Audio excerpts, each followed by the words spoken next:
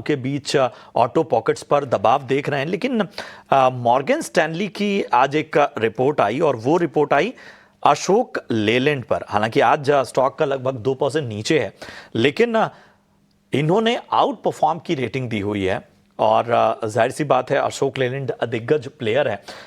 साफ तौर पर इसके जो फैक्टर्स बताएं वो ये है कि यूके में जो कारोबार सिमटना हुआ उससे इनके जो एक्सपेंडिचर है उसमें कमी आएगी और भारत के कारोबार पर ज़्यादा फोकस बढ़ेगा तो और ज़्यादा बेहतर जो है वो कहीं ना कहीं कारोबार आगे जा सकता है। तो 284 की इन्होंने जो है लक्ष्य भी दिया है ओवरवेट रेटिंग के साथ। तो अशोक लेलैंड पर राय दीजिए, इसके अलावा एलएनटी पर भी राय दीजिए क्योंकि एलएनटी पे भी ब्रोकरेजेस बुलिश हैं, आउट परफॉर्म की रेटिंग दी।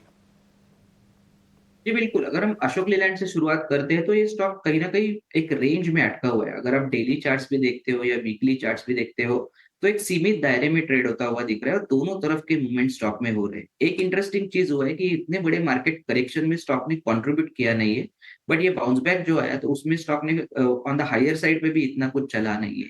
तो एक रेंज में है स्टॉक, ये इसमें टेक्निकल मोमेंटम तभी बढ़ेगा जब कोई बड़ा रेंज, बड़ा ब्रेकआउट स्टॉक में ब्रेक होता हुआ दिखे। फिलहाल के लिए अगर मैं देखना चाहूँ तो जो सपोर्ट्स है वो अभी भी 200 के आसपास, ₹200 के आसपास है। वहाँ पे एक स्ट्रॉन्ग सपोर्ट ज़ोन बना हुआ है। ऑन द हायर साइड 220, 225 ये एक इमीडिएट रेजिस्टेंस ज़ोन बना हुआ है। मुझे लगता है जिस तरीके का सेटअप है और जो ट्रायंगल फॉर्मेशन है, और कुछ दिन शायद हम इसी रेंज के अंदर स्टॉक को ट्रेड होते हुए दिखे। बट अगर कॉन्ट्रा ट्रेडर्स है तो buying on supports and sell on rallies, ये एक सेटअप आई थिंक आने वाले दिनों में वर्क होता हुआ देख सकता है। 200 के नीचे अगर जाता है तो सेटअप चेंज होने के चांसेस चार्ट्स पे दिख गया है। एलएनटी पे भी राय दे दीजिए। और दूसरा आप एल-एन-टी के ऊपर पूछ रहे थे।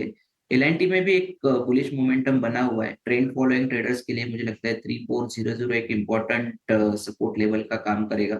बाउंस बैक अच्छा हुआ है, उसके बाद कंसोलिडेशन भी हो रहा है, पॉजिटिव कंसोलिडेशन है। 3400 के साथ ज़रूर देखा जा सकता है। ऑन द हायर साइड कहीं न कहीं ये 3600 तक अपना बुलिश मोमेंटम कंटिन्यू रहने के चांसेस चार्ट्स पे दिखा रहे हैं। 3600 तक के लक्ष्य जो है वो आने वाले वक्त में नजर आ सकता है एलएनटी में, और 3400 का जो लेवल है वो निचले स्तरों पर बहुत ही बड़ा सपोर्ट था। चलिए कुछ और स्टॉक्स को भी अपने रडार पर ले आते हैं और लेकर आइए जरा बीएसई लिमिटेड। हम देख रहे हैं कि आज जो है वो स्टॉक में लगभग 4.5% की तेजी नजर आ रही है।